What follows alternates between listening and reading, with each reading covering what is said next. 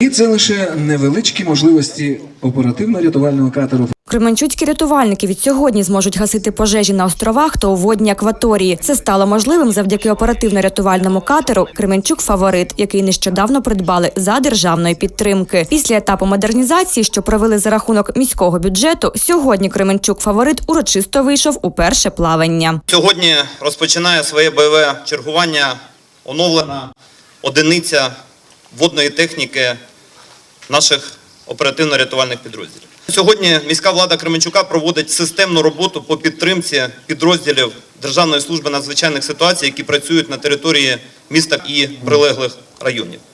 Це і дооснащення катера всім необхідним для того, щоб гасити пожежі на островах, це і придбання квадрокоптера для ведення оперативного спостереження. Міський голова Віталій Малецький передав рятувальникам відповідні сертифікати та спецобладнання. Сучасний катер має 2 потужних мотори. Його обладнано мотопомпою, пожежними рукавами, ехолотом, радіостанціями, 3G-радаром та іншими новітніми функціями. Бачимо монотонну системну роботу спільно обласної адміністрації, міської ради, Державної служби надзвичайних ситуацій.